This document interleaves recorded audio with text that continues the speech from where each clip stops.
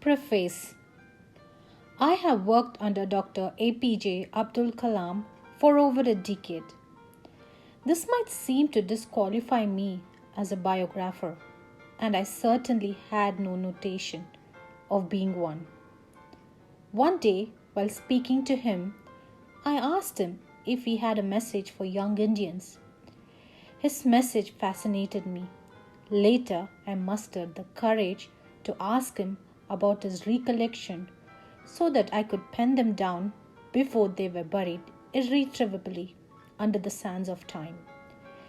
We had a long series of sittings late into the night and early under the fading stars of dawn, all somehow stolen from his very busy schedule of 18 hours a day. The profundity and range of his ideas mesmerized me. He had tremendous vitality and obviously received immense pleasure from the world of ideas. His conversation was not always easy to follow, but was always fresh and stimulating. There were complexities, subtleties, and intriguing metaphors and subplots in his narrative, but gradually the unfolding of his brilliant mind took the form of a continuous discourse.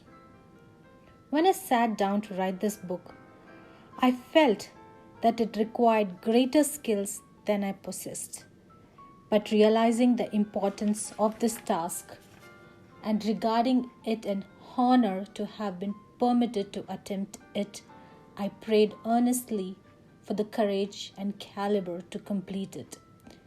This book is written for the ordinary people of India, for whom Dr. Kalam has an immense affection and of whom Dr. Kalam is certainly one. He has an intuitive rapport with the humblest and simplest people, an indication of his own simplicity and innate spirituality. For myself, writing this book has been like a pilgrimage.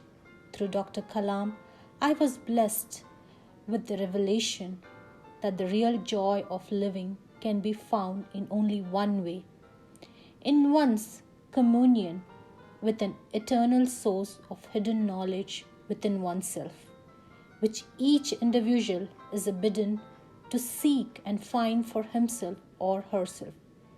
Many of you may never meet Dr. Kalam in person, but I hope you will enjoy his company through this book and that he will become your spiritual friend. I could include in this book only a few incidents among the many narrated to me by Dr. Kalam. In fact, this book provides only a thumbnail sketch of Dr. Kalam's life. It is quite possible that certain important incidents have been inadvertently dropped and that the contribution of some individuals to the projects coordinated by Dr. Kalam has gone unrecorded.